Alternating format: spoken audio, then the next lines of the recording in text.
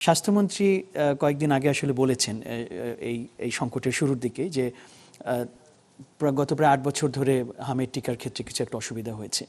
এ বিষয়ে কি বিশেষ কোনো ক্লারিফিকেশন আছে আপনার পক্ষ থেকে অথবা সরকারের পক্ষ থেকে? আর কোনো বক্তব্য শুনেছেন কিনা যে টিকার সংকটই আসলে মূল কারণ কিনা এটার পেছনে, নাকি আরও কোনো কারণ আছে এই সংকট তৈরি হওয়ার পেছনে এখনকার সময়?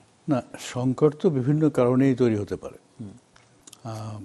আপনারা সবাই জানেন যে আমাদের দেশে বিশেষ করে যে মিজলস ভ্যাকসিনের শেষ ক্যাম্পেইনটা হয়েছিল 2020 ডিসেম্বর, 2021 জানুয়ারিতে, এবং এই ক্যাম্পেইনটা হওয়ার কথা প্রত্যেক 4 বছর পর পর।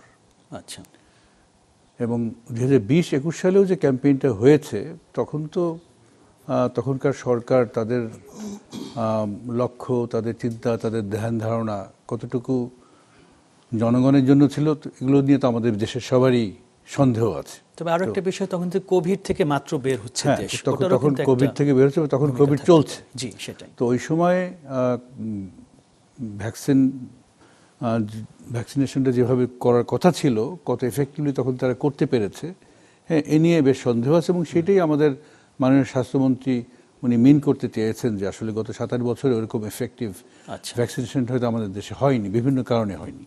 তার সাথে কোভিডের সমস্যা, পলিটিক্যাল কমিটমেন্টের সমস্যা, তারপরে ডক্টর মাহমুদ একটু আগে বললেন যে যারা মাঠ কর্মী আছে স্বাস্থ্য অধিদপ্তরে তাদের মধ্যে অসন্তোষ ছিল, হ্যাঁ, বিভিন্ন কারণে। তারপর আরেকটা বড় কারণ যেটা আপনার যে ক্যাম্পেইনটা, পরবর্তী ক্যাম্পেইন যে কারণে হয়নি, তার একটা বড় কারণ হলো অর্থায়ন। আমরা জানি যে আমাদের হেলথ সেক্টরে এতদিন ধরে মূলত অর্থায়ন হতো, আমরা বলি ওপি, অপারেশনাল প্রপোজাল, এবং এটা লাইন ডাইরেক্টরের মাধ্যমে হতো। এবং গত সরকার, প্রফেসর ইউনূস ওনার অধীনস্থ যে সরকার, ইন্টারিম সরকার, ওনারা সিদ্ধান্ত নিলেন যে ওনারা ওপি থেকে মাইগ্রেট করে ওনারা ডিপিপি, হ্যাঁ, এই ফরম্যাটে চলে আসবেন, যেটা আমি ব্যক্তিগতভাবে মনে করি যে হ্যাঁ, আপনার ইন্টিগ্রেট হওয়া উচিত আমাদের সরকার সিস্টেমের সাথে, এবং ডিপিপি হলো আমাদের গভর্নমেন্ট সিস্টেমের সাথে মোর ইন্টিগ্রেশন।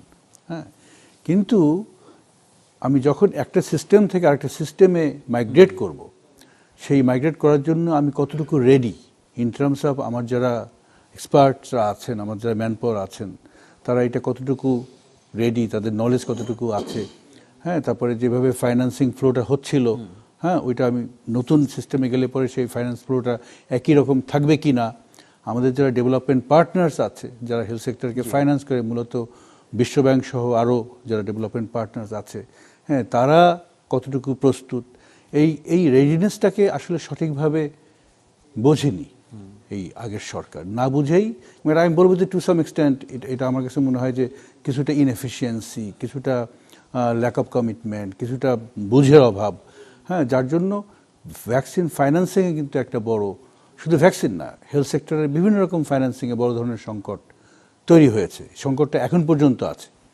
তো এই রকম ভিন্ন ভিন্ন কারণে আপনার যে পরবর্তী ক্যাম্পেইনটা সঠিক সময়ে হতে পারেনি, এবং যার জন্য আমাদের যে ভ্যাকসিনেশন ওভারঅল কাভারেজ সেই ওভার 90% থেকে আমরা চলে আসলাম অলমোস্ট লাইক অ্যারাউন্ড 60%, 59%, 60% চলে আসলো। তো এখানে একটা বড় একটা প্রপোর্শন অফ টার্গেট চিলড্রেন, হ্যাঁ, তারা আনকভার্ড থেকে গেল বা পার্শিয়ালি কভার্ড হলো, এবং সেইটারই যে আপনার খারাপ ইম্প্যাক্ট, যে আউটকামটা আমরা এই বর্তমানে দেখছি।